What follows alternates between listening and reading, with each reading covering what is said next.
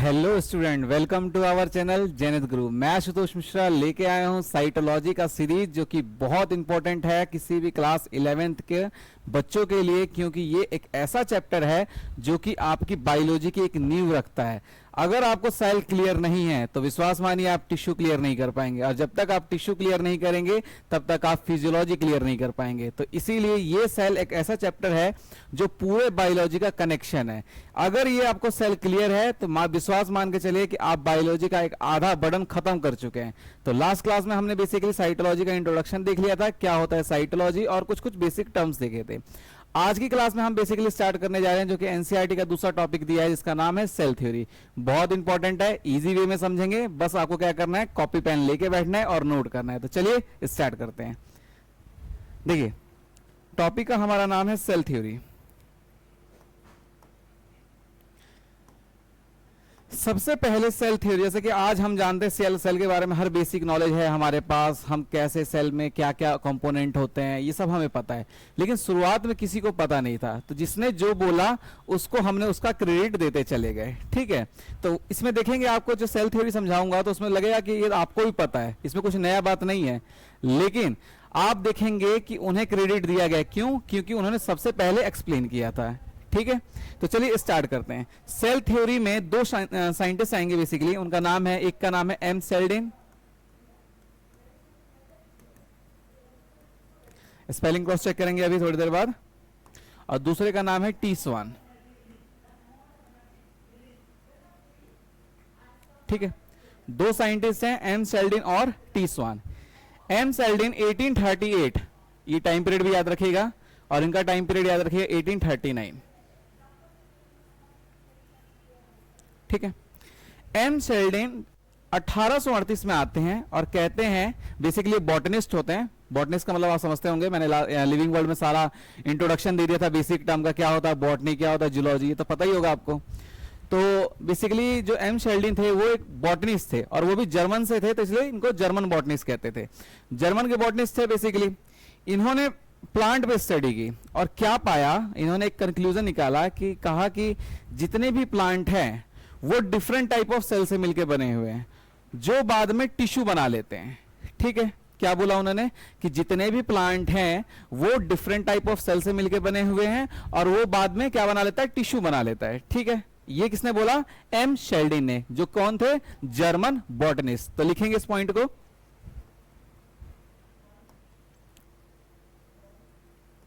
इन्होंने क्या कहा था, all plants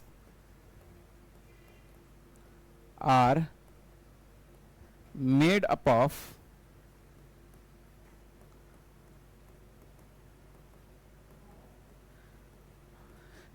different types of cell which form tissue of plant.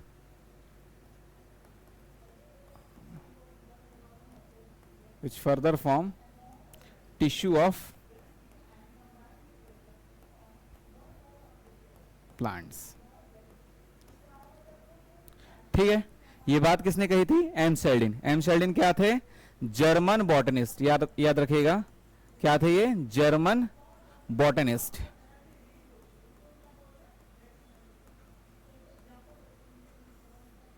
ठीक है। क्या थे ये? जर्मन बॉटनिस्ट, ठीक। अब दूसरे साइंटिस्ट आते हैं जो कि क्या थे, इनका याद रखिएगा, इनका टाइम पीरियड है 1839। ये एक ब्रिटिश जूलॉजिस्ट थे, British zoologist, he was British zoologist. अच्छा, जूलॉजिस्ट हैं तो जाहिर सी बात है कि किस पे स्टडी किए होंगे? एनिमल पे। वो बॉटनिस्ट थे तो उन्होंने प्लांट पे स्टडी की थी, ठीक है। तो चलिए देखते हैं इन्होंने क्या कहा। नेक्स्ट पेज पे मूव करेंगे।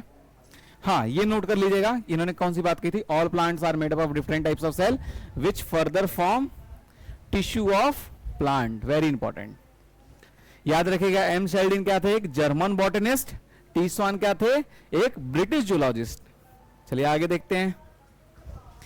अब बात करेंगे हम लोग टी स्वान के बारे में। टी स्वान ने क्या कहा?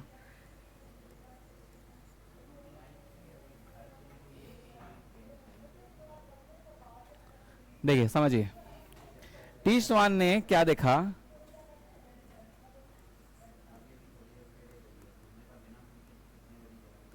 Animal cell has outer covering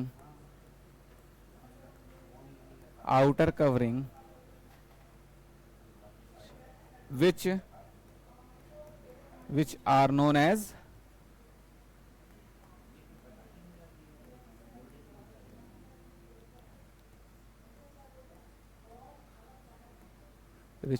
as plasma membrane।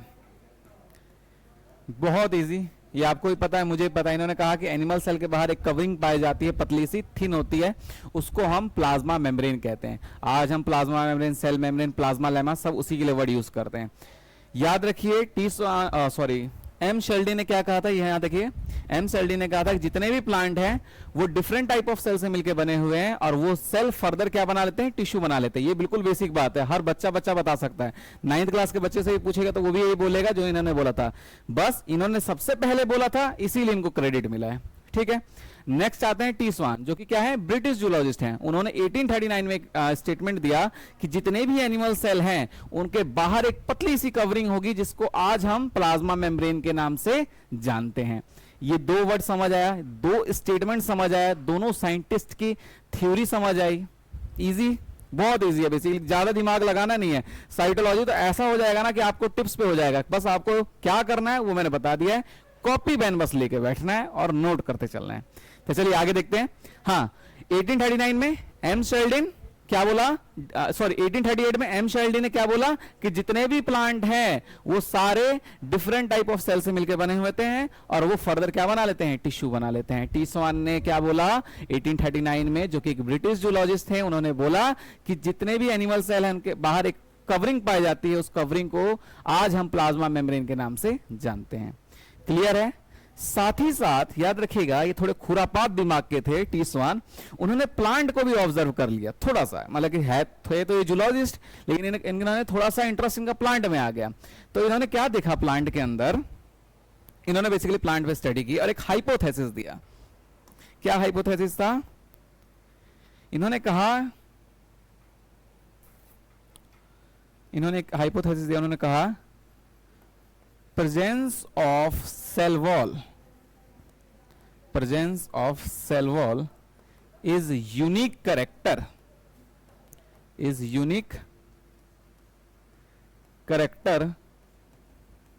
of plant cell।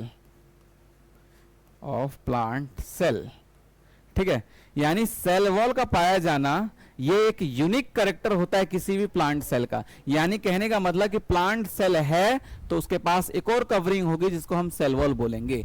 यानी सेल वॉल का पाया जाना किस सेल का इंडिकेशन है? प्लांट सेल का। इन्होंने एक हाइपोथेसिस दी। ठीक है, तो ये क्लियर है टी स्वान की कहानी। टी स्वान ने क्या कहा कि जितनी भी एनिमल सेल है उसके बाहर एक पतली सी कवरिंग होगी जिसको आज हम प्लाज्मा मेम्ब्रेन के नाम से जानते हैं।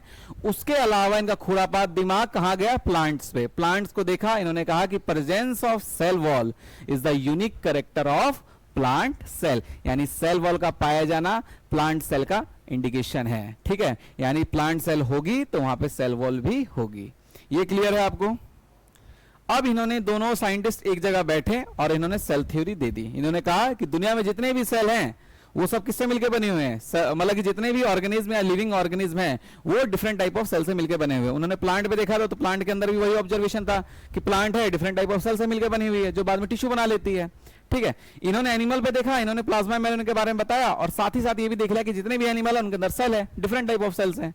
तो दोनों का निष्कर्ष यही निकला कि जितने भी दुनिया में लिविंग ऑर्गेनिज्म हैं वो किससे मिलकर बने हुए हैं? डिफरेंट टाइप ऑफ सेल से।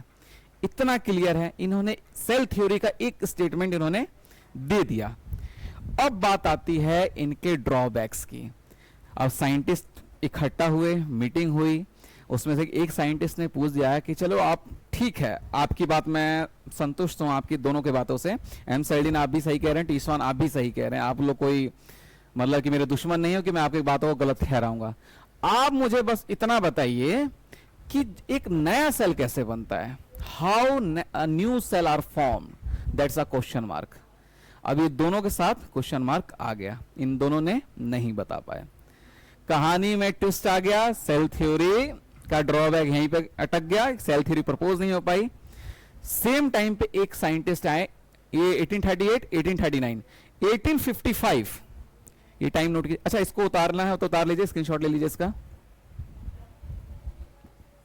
सेम टाइम पे एक साइंटिस्ट आएंगे,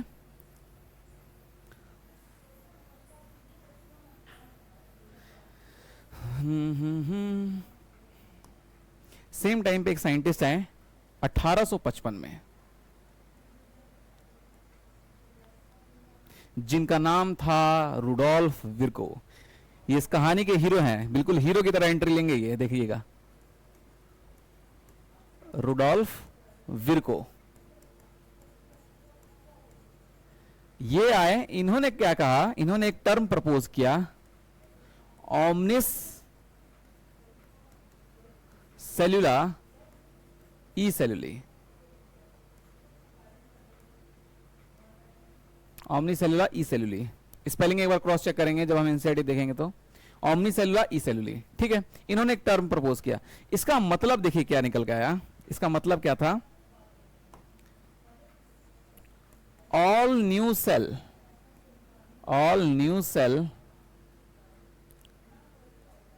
formed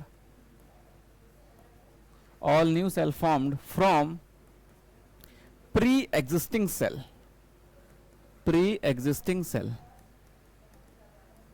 formed from pre-existing cell। कहने का मतलब देखिए, एक सेल है, वो ग्रो करेगा, ग्रो करने के बाद दो सेल में डिवाइड हो जाएगा, ठीक है। तो देखिए, ध्यान से देखिए, ये जो सेल है, ये नया वाला सेल है, ये न्यू सेल है। ये सेल क्या इसी से बना है, जो पिछले वाले सेल से, पिछले वाले सेल के डिवीजन से ही तो बना है, ठीक है। ये बात आप भी जानते हैं, कोई नई बात नहीं है, ठीक है। ये आपने 9th में पढ़ा होगा कि हमारी सेल डिवाइड करती हैं फिर नई सेल बनती हैं, ठीक है। ये देखिए, इन्होंने यही बात कह दिया कि जितने भी नई सेल बनी है वो अपने पीछे वाले सेल के डिवीजन से बनी है, यानी प्री एग्जिस्टिंग सेल से बनी है। प्री एग्जिस्टिंग का मतलब जो पहले एग्जिस्ट करता था, ठीक है। तो ये वाली सेल इस वाले सेल से मिलकर बनी हुई है, बस इन्होंने यही बात कह दिया, ठीक है। All new cell are formed from pre existing cell. You getting my point और नॉट? प्लीज रिपीट करेंगे, all new cell are formed from pre existing cell. Scientific word में क्या होगा, ओमनी सेलुला ई सेलुली। बोले क्लियर है? ओमनी सेलुला ई सेलुली, all new cell are formed from pre existing cell. किसने बोला? रुडोल्फ विर्को ने। कब बोला? 1855 में। अब समराइज करते हैं पूरे सेल थ्योरी को। इन्होंने उनका जो ड्रॉबैक था एम शेल्डिन और टी स्वान का, उसको रेक्टिफाई कर दिया। उनके जो ड्रॉबैक थे उनको सही कर दिया इन्होंने, रुडोल्फ विर्को ने। बिल्कुल हीरो की तरह एंट्री ली और उन्होंने सब क्लियर कर दिया कि क्या मतलब है उनका जो ड्रॉबैक था, किस चीज का ड्रॉबैक था, और इसका आंसर ये है, ठीक। अब देखिए, रिवाइज करते हैं। 1838 यानी 1838 में जर्मन बॉटनिस्ट जिनका नाम है एम शेल्डिन, पूरा नाम है मैथियस शेल्डिन, ठीक है। एम शेल्डिन वो डिफरेंट टाइप ऑफ प्लांट को स्टडी करते हैं और उनमें पाते हैं कि जितनी भी प्लांट्स हैं वो डिफरेंट टाइप ऑफ सेल से मिलकर बनी हुई है, जो फर्दर वो क्या बना लेती है, टिश्यू बना लेती है, ठीक है। ये उन्होंने देखा।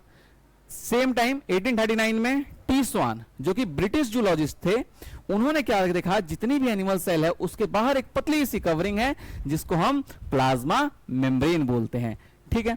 और उन्होंने प्लांट पे भी देखा, प्लांट का उन्होंने एक हाइपोथेसिस दिया प्लांट को लेके कि presence of cell wall is a unique character of plant cell, यानी सेल वॉल का पाया जाना एक यूनिक कैरेक्टर होता है प्लांट सेल का। यू गेटिंग माई पॉइंट और नॉट? फिर इन्होंने साइंटिस्टों के सामने प्रपोज किया। ड्रॉबैक ये आया कि एक साइंटिस्ट ने क्वेश्चन मार्क कर दिया कि बताइए कैसे एक नई सेल बनती है, how new cell are formed. They have no answer, ठीक। फिर इसका आंसर देने के लिए आता है एक हम मसीहा इनमें, जिनका नाम है रुडोल्फ विर्को। बिल्कुल हीरो की तरह एंट्री होती है 1855 में। 1855 में रुडोल्फ विर्को आते हैं और बोलते हैं ओमनी सेलुला ई सेल्यूली। लोगों ने कहा इसका मतलब बताओ, कहता है कि all new cell are formed from pre existing cell. जितनी भी नई सेल बनी है वो अपने पीछे वाले सेल के डिवीजन से बनी है। इतना क्लियर है? तो अब देखिए, सेल थ्योरी दो स्टेटमेंट पे चलती है। दो स्टेटमेंट आई सेल थ्योरी की। पहला स्टेटमेंट ये आया कि जितने भी लिविंग ऑर्गेनिज्म हैं वो डिफरेंट टाइप ऑफ सेल से मिलके बने हुए हैं। यस या नो? आपको भी पता है, मुझे भी पता है, इसमें कोई नई बात नहीं है। इतना समझ आया? अगला पॉइंट आता है, अगला पॉइंट बिल्कुल रुडोल्फ विर्को का ही स्टेटमेंट है, all new cell are formed from pre existing cell. बस इतना है सेल थ्योरी। यहां पे किसी को डाउट है? कुछ डाउट नहीं होगा, मेरे को तो नहीं लगता इसमें डाउट होना चाहिए आपको, बिल्कुल इजी है। अब हम देख लेते हैं एनसीईआरटी क्या कह रहा है, एनसीईआरटी की लाइनें देख लेते हैं एक बार फटाफट। देखिए क्या लिखा है, इन 1838 मैथेस सेल्डिन, जो कि क्या थे, एक जर्मन बॉटनिस्ट थे, very important, examined a large number of plants and observed that all plants are composed of different kind of cells which form tissue of the plant, very important, ठीक है। ये एम शेल्डिन की कहानी। अब आ जाए T स्वान की कहानी पे, रेड पेन का यूज करूंगा मैं। एट अबाउट सेम टाइम, कितना, 1839, ये कितना है 1838, a British zoologist studied different type of animal cell and reported that cells had thin outer layer which is today known as the plasma membrane। कह रहा है कि cell had thin outer layer which is today known as a plasma membrane। कह रहा है cell के बाहर एक पतली सी कवरिंग है जिसको आज हम प्लाज्मा मेम्ब्रेन के नाम से जान रहे हैं। He also conclude based on his study on plant, मैंने बताया था ना खुरापात दिमाग था इनका, क्या, that presence of cell wall is a unique character of the plant cell। याद रखिएगा ये स्टेटमेंट, ये डायरेक्ट नीट में क्वेश्चन आता है इससे, इस स्टेटमेंट से। On the basis of this Schwann proposed that hypothesis that the bodies of animals and plants are composed of cells and products of cell, यानी जितने भी एनिमल प्लांट हैं वो सेल और सेल के प्रोडक्ट से मिलके बने हुए हैं। Seldin and Swan together formulate the cell theory. This theory, however, did not explain as to how new cell are formed. Very important.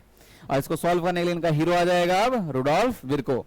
1855 first explained that that cell divided and new cell are formed from pre-existing cell। कह रहा cell divide करती है और जो नई cell है वो पिछले वाले सेल के डिवीजन से ही मिलकर बनती है। तो उन्होंने टर्म दिया ओमनी सेलुला ई सेलुला, ओमनी सेलुला ई सेलुला, ई सेलुली मैंने ई सेलुली लिख दिया था, याद रखिएगा, ओमनी सेलुला ई सेलुला। He modified the hypothesis of Seldin Swan to give the cell theory final shape. Cell theory understood today is all living organisms are composed of cells and product of cell. All cell arise from pre-existing cell। बोलिए clear है, easy है, ठीक है।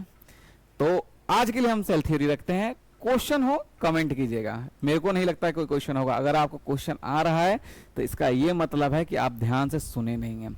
अगर आप ध्यान से सुनते हैं तो ये सेल थ्योरी आपके टिप्स पे होता है।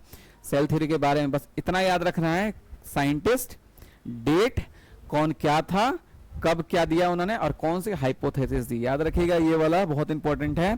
Presence of cell wall is a unique character of plant cell. ये हाइपोथेसिस के बारे में बहुत बार क्वेश्चन आया है, लिख लीजिए, इंपॉर्टेंट स्टेटमेंट है ये।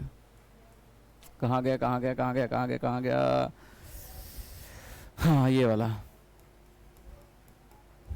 इंपॉर्टेंट स्टेटमेंट है। तो तब तक के लिए पढ़ते रहिए, धन्यवाद।